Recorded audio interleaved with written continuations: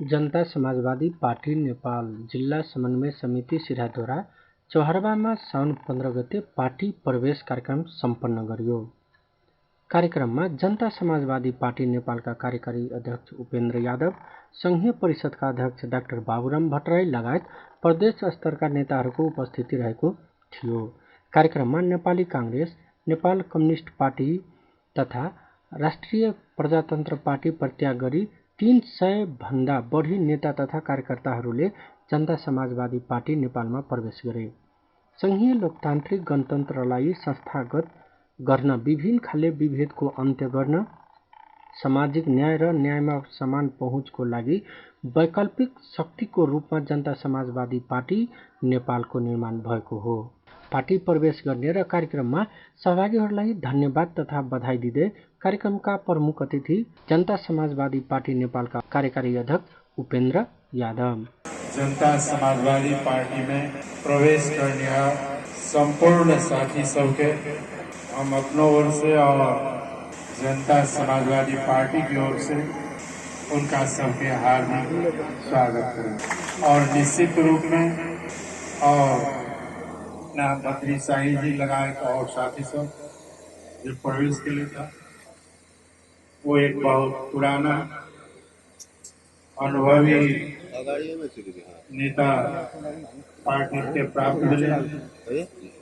और उनका सबके अनुभव, उनका सबके क्षमता के कदर करें, पार्टी में महत्वपूर्ण भूमिका रहने करते। और आई देश की स्थिति निर्वाचन के बाद कम्युनिस्ट पार्टी के नेतृत्व में सरकार बनने के बाद देश की स्थिति अत्यंत गंभीर अवस्था में पहुंच गई। आर्थिक रूप से मुल्क धराशायी हो गया। भ्रष्टाचार तो सब दिन एक कांडे कांड हो, कहियो सुन कांड, कहियो वाइट बॉडी कांड, कहियो टेलीकॉम कांड, कहियो एनसेल कांड, कते कांड के याद रखो ककरो ठेकान नहीं। और भ्रष्टाचार अखन संस्थागत हो गए। एते भ्रष्टाचार और एते कांड पहलो जमाना में कोनो व्यवस्था में नहीं हुई। देश के विकास के तरफ ने बाहर से पूंजी लगानी में और ने प्रविधि लावे लगी सफल और ने आंतरिक पूंजी का परिचालन कर विकास के आगे बढ़ा, यानी विकास वाली पछाड़ी भ्रष्टाचार में आ रहा। एक और साथ साथ कृषि के क्षेत्र में कृषि के आधुनिकीकरण कर किसान के जीवन का उठाव क्या हो सके। ये देश वास्तव में कहो किसान के देश। आयु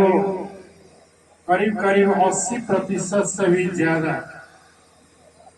आदमी के जीवन, जनता के जीवन कृषि पर आधारित है। लेकिन कृषि के क्षेत्र के लगानी देखो तो चौपट से दिन प्रतिदिन बर्बाद हो रहा है। कोनो भी मुल्क का विकास करवा के लिए सबसे बड़का आधार हो शिक्षा और स्वास्थ्य। आज चीन में एक तीव्र गति से विकास हो रहा है। जापान होते दूसरे विश्व युद्ध ध्वस्त वाला जापान भी संसार के सबसे विकसित देश एक जमाना था। सिंगापुर एक बहुत जल्दी संसार के विकसित देश में चले गए। इस सारा विकसित देश के अगर रहस्य देखो, बैठों के नेता सब के अनुभव देखो, तो वो कहा कि जनता के नीक शिक्षा दिल गए और जनता विकास देश के निर्माण कर। आई नेपाल में शिक्षा क्षेत्र सबसे ध्वस्त है। कोनो सरकारी स्कूल में, सरकारी कॉलेज में स्तरीय शिक्षा रही नहीं। शिक्षा का ध्वस्त क्या करके कभी भी देश नहीं बन सके। जोना तो अखन के प्रधानमंत्री जी कभी काल भाषण करे थे, हम तो एकदम काट के पार्टी में लिख कर पढ़ लिए तो प्रधानमंत्री भए गेली, आब ई शिक्षा पढ़े कथी कर एहि तरह के उनकर अभिव्यक्ति सोच। पहिना स्वास्थ्य क्षेत्र के तौर पे हाल आई मुल्क में कोरोना महामारी से त्रास हो रहा था। जखन चाइना के वुहान शहर में कोरोना फैल तो निश्चित रहे कि वो पहले चल जेते और नेपाल में भी। जखन वहां से भारत में अले तखन और आवश्यकता रहे पूर्व तैयारी करो, सतर्कता अपनाओ, लेकिन सरकार एकर कोनो वास्ता नहीं करे। और जब रूप बदले चले तो बिना तैयारी के लॉकडाउन माने खाली बंद क्या कर, लेकिन तकरबाद करे वाला उपाय में भी असफल हो। और एहि के चलते जो संकट आ रहा है, स्वास्थ्य के संकट तो छेबे करे। आई अस्पताल सब में स्वास्थ्य उपकरण के अभाव, जनशक्ति के अभाव काफी छेबे करे। एकर साथ साथ सरकार एक और बेईमानी मिल गया, वो की है तब पीसीआर के परीक्षण का घटा था, परीक्षण नहीं करते तो कोरोना देखेबे न करते। कभी कभी कनी मनी देखा पड़े से जांच करे से देखा पड़े जांच नहीं करते। कई तरह के गैर जिम्मेवार जनता के जीवन के प्रति गैर जिम्मेवार सरकार सारी दुनिया में खत्म है। जे सरकार के नेतृत्व के विरोधी कर प्रत्येक गांव में आवश्यक है, प्रत्येक गांव पालिका में जिला में पीसीआर टेस्ट करल जाए और वही में जकर संक्रमित पायल जाए जे लोग उनका एक स्तरीय व्यवस्थित क्वारंटाइन में रखल जाए। और जे लोग जिनका स्थिति कनी गंभीर हुए के शंका से उनका सुविधा संपन्न अस्पताल में लावल आवश्यक। कई तरह की व्यवस्था करे में भी सरकार पूरा गैर जिम्मेवार और असफल। इधर आकर लॉकडाउन तो खोल दिल के, लेकिन तैयारी करी कुछ नहीं।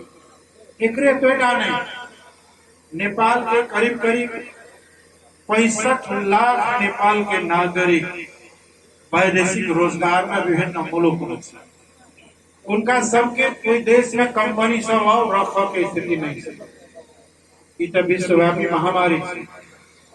अब वो सब छटपटा रहा है अपन देश आवे के लिए, लेकिन सरकार उनका लाभ के कोनो व्यवस्था नहीं।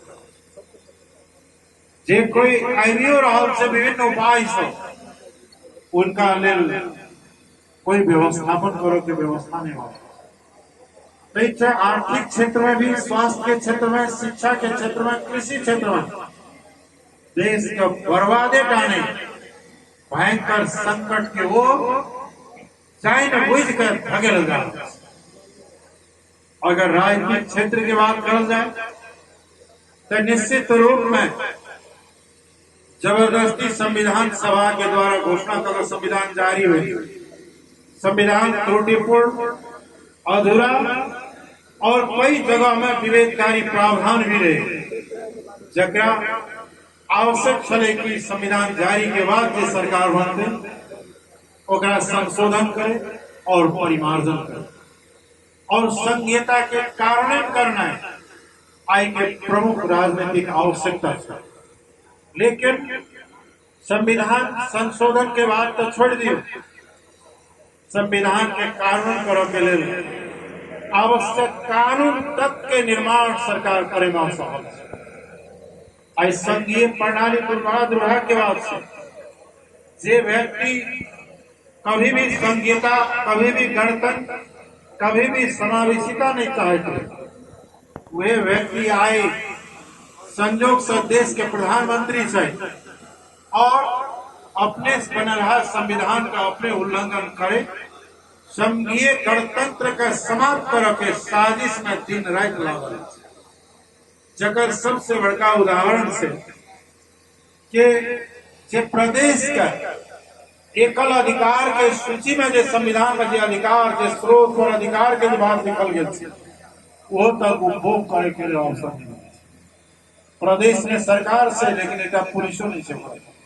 एक कर्मचारी तक नहीं छे। सरकार केकरा कहे छे? जकर अपन स्रोत नहीं हुए, जकर अपन प्रशासन नहीं हुए, जकर अपन सुरक्षा निकाय नहीं हुए, जकर अपन अदालत नहीं हुए, वो कोनो सरकार भेलै। एहि तरह की अवस्था में खातिर राखल गेल छै, ताकि काल्हि कहले होय जे संघीयता काम लागे वाला नहीं छै और एकरा हटावा के जनमत तैयार करे। एहि तरह के मानसिकता लौक जे सरकार काम कर रहा है, वो वास्तव में देश को डुबा रहा है, मुल्क को बर्बाद कर रहा है और जनता के जीवन और भविष्य के साथ बहुत बड़ा मजाक और खिलवाड़ कर रहा है। इस द्वारा आए हमी सरकार ने कह रहा है, आई नेकपा के अध्यक्ष से लगा उनकर नेता सब कह रहा है कि सरकार देश के डुबा रहा है। देशे टाइम नहीं, आई मित्र राष्ट्र सबके साथ जे आवश्यक है कि नेपाल बेहतर संबंध बनाता, जे समस्या सब देखा पड़ल है, ओकरा कूटनीतिक माध्यम से वार्ता के द्वारा समाधान किया जाए। संसार में बड़े बड़े समस्या सब समाधान मिले वार्ता के द्वारा, लेकिन नेपाल के प्रधानमंत्री संसद में उठ कर खड़ा हुई है तो मित्र राष्ट्र सबके चिढ़ावा के और की कहे छे गैर अमर्यादित गैर कूटनीतिक भाषा के प्रयोग कर विदेश के साथ संबंधों के बिगाड़ की चेष्टा कर रहा है। न देश समाज पाब रहा है, न अंतर्राष्ट्रीय जगत में नेपाल को छवि का बनावे के बातें छोड़ दी, ओकरा गिराव के काज हो के सिवा और किस आई एहन अवस्था एलिए न उत्तर न दक्षिण न पूर्व पश्चिम, जे विगत के मित्र राष्ट्र सब रहे, सहयोगी राष्ट्र सब रहे, आए नेपाल के प्रति दुविधा आए अविश्वास के वातावरण की समस्या खड़ा हो गई। एक तरफ एहन परिस्थिति मुल्क का बनावा में आई कम्युनिस्ट पार्टी के सरकार के कम्युनिस्ट पार्टी कहल तो जाए थे कि गरीब वर्ग के सर्वहारा की पार्टी हो, लेकिन जय दिन से कम्युनिस्ट पार्टी के सरकार बन रही है, सबसे बड़ा दुर्दशा गरीब और सर्वहारी सबकी हुई और दलित के सबसे ज्यादा आज दलित सबके संहार वाला राज्य के द्वारा सुरक्षा प्रदान करें बिल्कुल असंभव। एक निर्मला पंत के हत्या और बलात्कार को हत्या कर गए, आज तक हत्यारा का पकड़े गए जैसे सरकार काम नहीं करती। गांव सोनाली का रिश्तेदार की हत्या, विराटनगर में एक ऋषिदेव की हत्या, धनुषा में सदा की हत्या, तो होते हत्या, आज दलित समुदाय के ऊपर सुनियोजित रूप से श्रृंखलाबद्ध रूप से हत्या और हिंसा वाला से सरकार कत से की एक जिम्मेवारी सरकार का लेवा पड़ और अपराधी के कटघरा में लाइव के कानून के कटघरा में लगते सजा दियावो के दायित्व पर राज्य के जिया सरकार के और आयु में भी शांति सुरक्षा देने में भी सरकार पूर्ण रूप से असफल सिद्ध हो गई। आज महिला सभा सुरक्षित से आज क्वारंटाइन में विभिन्न जगह में विभिन्न किस्म के अपराध के घटना से बढ़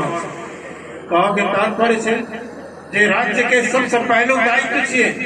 कि अपन जनता के जीवन और संपत्ति के रक्षा करी, से में सरकार भी असफल है। आई सरकार कह रहा है एक महीना पहले के बाद से 10 अरब के से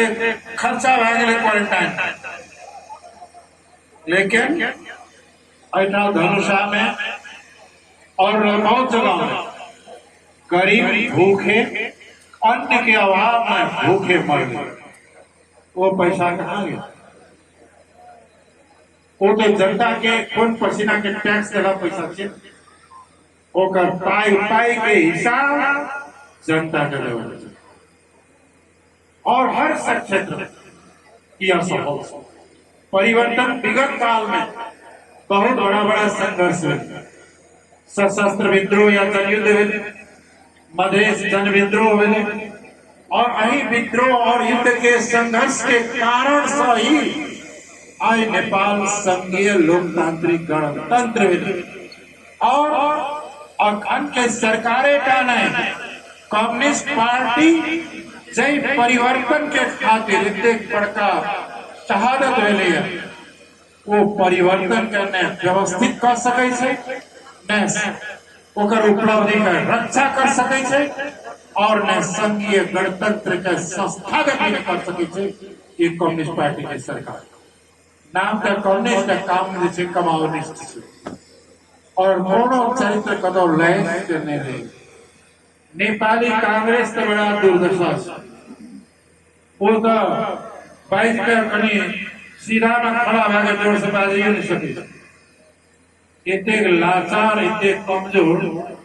प्रतिपक्ष कांग्रेस हो जाती कोई सोचनो नहीं आगाड़ी बढ़े के हिम्मत नहीं अब पछाड़ी जाए के जगह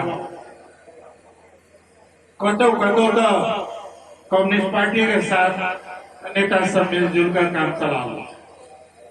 और कांग्रेस अब के परिवर्तन के नेतृत्व कहिए नहीं सके और कम्युनिस्ट पार्टी के देखिए यह कारण से संसार भर कम्युनिस्ट सब ध्वस्त हो गए और ये नेपाल में ही अंतिम चीज एक वो जैसे नीचे की ओर जेते और जाते रहे न सिद्धांत रह गए न कोनो आदर्श रह गए न विचार रह गए काल भी कार्य से भ्रष्टाचार करो और अनेक धंधा करो भविष्य के चलते देश और जनता आज चारों ओर त्राहिमाम और ये अवस्था में सबसे बड़ी आवश्यकता से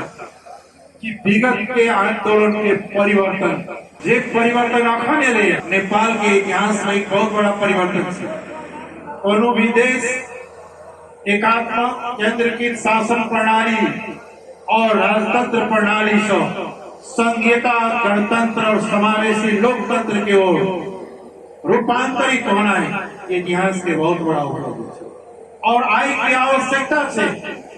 कि संघीय लोकतांत्रिक गणतंत्र के संस्थागत करी और एक मजबूत बनावे हुए आगे बढ़ी और एक साथ साथ आई हुई नेपाल में गरीब शोषित वर्ग जे किसान मजदूर से वो तो शोषित के अत्यधिक शोषण में पड़ल छेबे करे एक साथ साथ आई हुई दलित महिला आई हुई मुल्क में सबसे ज्यादा उत्पीड़न और शोषण के शिकार है और समानता और विभेद के कारण से एक समाप्त कर के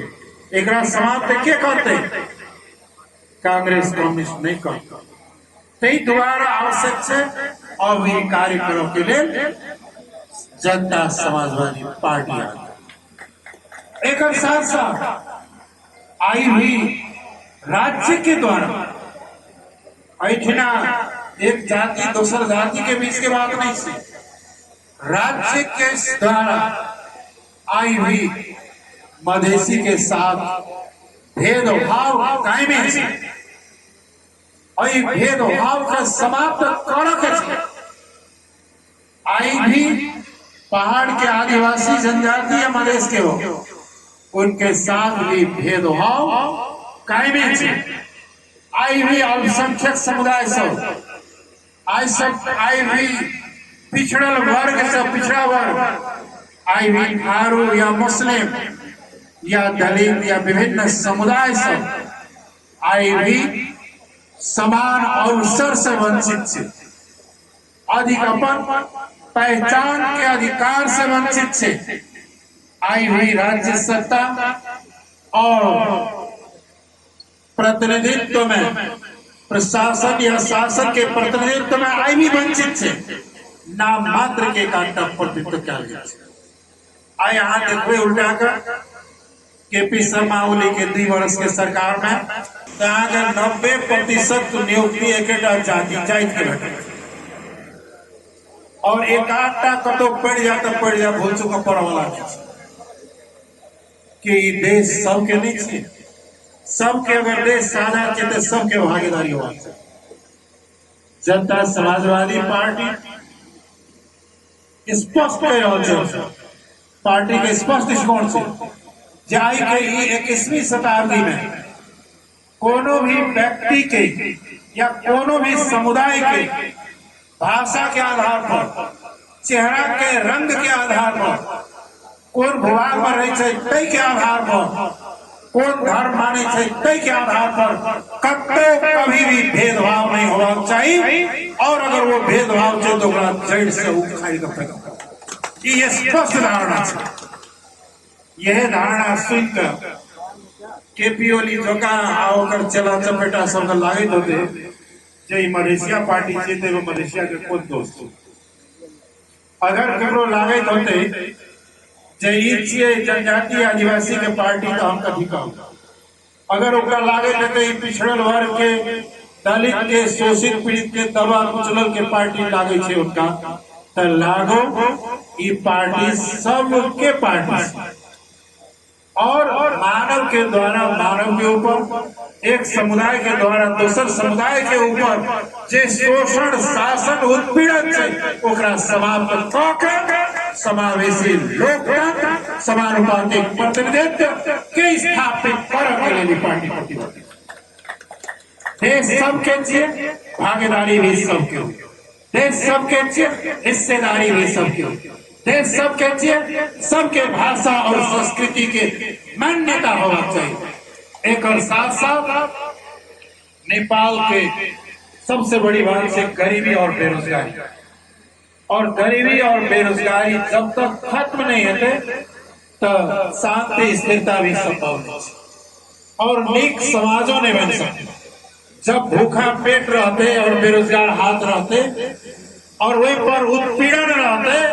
तो वो देश में शांति नाम की चीज संभव नहीं।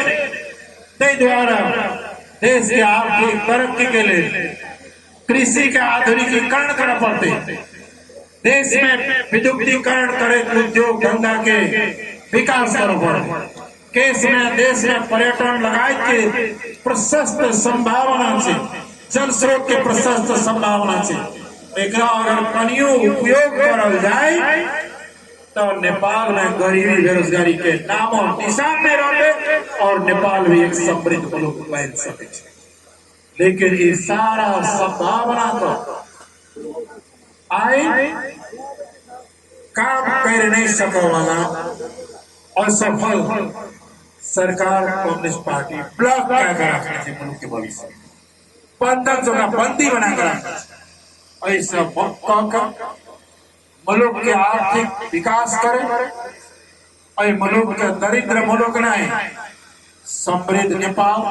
विकसित नेपाल, संपन्न नेपाल बनावे के कार्य में कांग्रेस और कम्युनिस्ट पूर्ण असफल हो चुके हैं। और वही पीड़ा उठाव के काज ये दायित्व दीजिए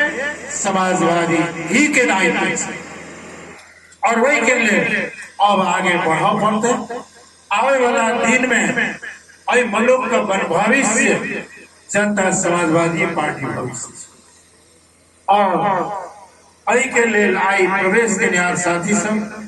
अपने सबके प्रवेश सब आए एक तो ऊर्जा भेवे के खपे बढ़वे के लिए, दूसर जनता के मुक्ति के संघर्ष, राष्ट्र निर्माण के संघर्ष और से देश में विभेद और असमानता से ओकरा समाप्त कर के संघर्ष क्या और से बल पॉसिबल। जब तक इस देश में लोकतंत्र वास्तव में समावेशी नहीं होते, राज्य सत्ता और शक्ति में जब तक सब समुदाय के, चाहे वो मधेसी हो, चाहे जनजाति हो, चाहे अन्य समुदाय भी क्या न हो, उनको भी प्रतिनिधित्व अपन हैसियत के मुताबिक रहो और चाहे दलित हो चाहे पिछड़ा वर्ग हो, इस सब के प्रतिनिधित्व जब तक समान रूप से देश के सत्ता और शक्ति में नहीं होते, शासन और प्रशासन में नहीं होते, तब तक इस देश में न शांति होते, न स्थिरता होते और न समृद्धि न विकास। द्वारा जय देश में बहुत सारा देश में देखल गए जै देश में एक शासक जाति मात्र ही सोचते जे हम शासक छे व बाकी शासित छे और हम सबसे सुपेरियर छे और 2/3 से ज्यादा जनसंख्या का उपेक्षा क्या कराते तो वही देश में शांति नहीं, वही देश में आंदोलन और विद्रोह हेवेगा।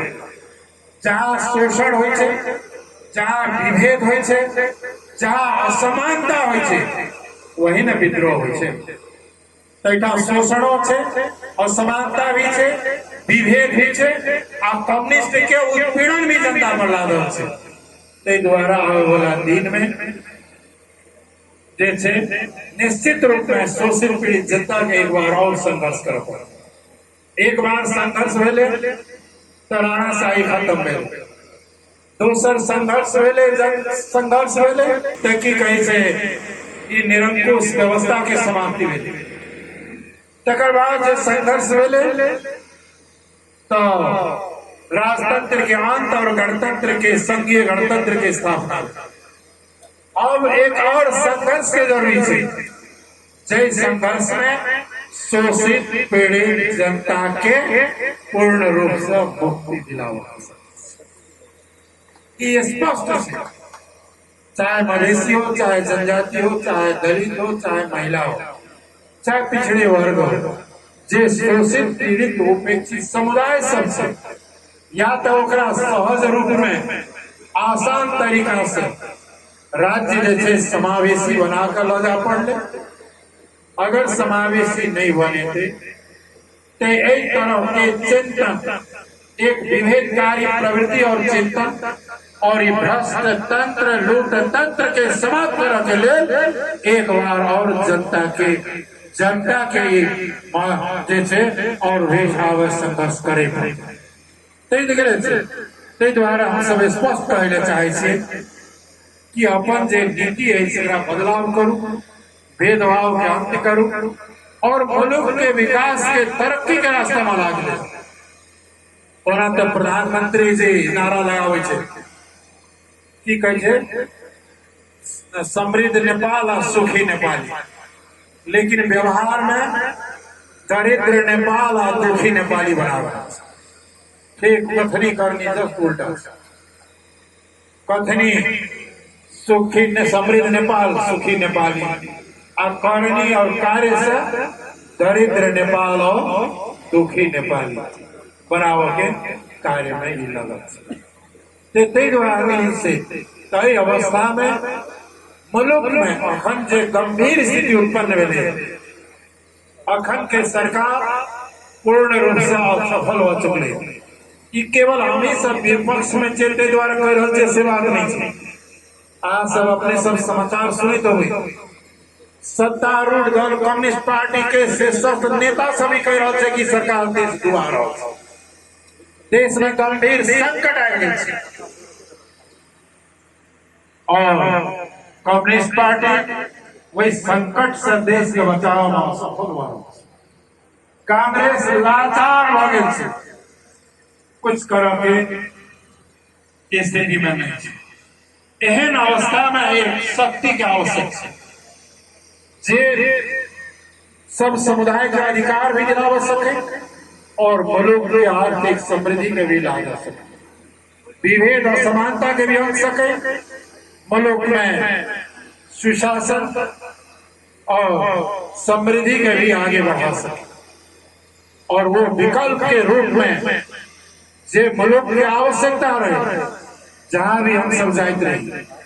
कहे वो कांग्रेस अपने से बर्बाद क्या के देश से पूरा ताकते रही जवाब, तो हम सब ताकत नहीं, हम सब भी अब शक्ति के निर्माण कर मुल्क के खातिर मुल्क का निर्माण करने के लिए, समृद्धि के लिए, विकास के लिए और जनता के अधिकार के लिए, समानता और सामाजिक न्याय के लिए और सामाजिक न्याय और समानता के साथ साथ समाजवाद की ओर जाए के लिए एक विकल्प एक कांग्रेस कम्युनिस्ट के राजनीतिक विकल्प के रूप में अपने अनुभव से और संसार के घटनाक्रम के अनुभव से देखे आई विकल्प के शक्ति के रूप में आई जनता समाजवादी पार्टी के निर्माण भेले और देश के विद्यमान राजनीतिक शक्ति के विकल्प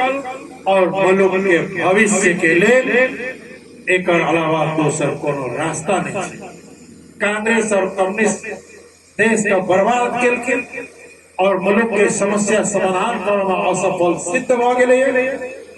तै द्वारा विकल्प के आवश्यकता है और आई विकल्प के रूप में हम सब एक पार्टी सबका एकीकरण करें, मिलावे और आए आज से महीना पहले के जे राजपा और समाजवादी पार्टी के एकीकरण हुए, जनता समाजवादी पार्टी में एक बाद और भी किस समूह सब पार्टी सब बातचीत हो रहा से वही सबका समटित हुआ आगे बढ़े एक जनता के पक्ष में, जनता के मुक्ति और अधिकार के लिए, मुल्क के आर्थिक समृद्धि और विकास के लिए और विपन्न और शोषित वर्ग के सामाजिक न्याय के खातिर लड़ने वाला शक्ति के रूप में जनता समाजवादी पार्टी के उदय के लिए और तेजी से अपन गति से विकास हो रहा है और एक आवे वाला दिन में मुल्क के देश का संभाला वाला शक्ति बना पड़ा। संभाला वाला शक्ति तब होते जब संसद में नंबर 1 पार्टी के रूप में इसका स्थापित करवे तो इस देश के संभाल और ये संभावना और ज्यादा बढ़ेगी। एक साथ साथ हम सब के बहुत लोग कहे हम संघर्ष के रास्ता छोड़ दे, हम सब आइलो संघर्ष में रहिए, आइयो संघर्ष में आवे वाला दिन में भी हम सब लंबा संघर्ष के तैयारी है। हमारा सबके संघर्ष आई संसद में भी लड़ाई हो रहा है, आज देखने में नागरिकता में लड़ाई हो रहा है, महंगाई के लेके लड़ाई हो रहा है, संसद में भी लड़ाई हो रहा है और हम कोरोना और बरसात के बाद संघर्ष संसद के साथ साथ सड़क संघर्ष के लिए भी हम सब तैयार हैं। द्वारा संघर्ष के रास्ता हमारा सबके अपन चुनल रास्ता है और रास्ता में तब तक हम सब चलते रहोगे जब तक भेदभाव असमानता खत्म नहीं होते, लूट तंत्र और भ्रष्ट तंत्र कमीशन तंत्र के शासन व्यवस्था जब तक समाप्त नहीं होते तब तक ये संघर्ष चलते रहो और चलते रहो और अपने सबके शाम भी भेज जाए और डॉक्टर साहब से वो बहुत बात रखवे करता, उनका भी लेल भी हम बहुत समय अपन समय छोड़े अपने सबसे विदा होने चाहिए। सबके बहुत बहुत धन्यवाद। जय मातृभूमि, जय मनीष।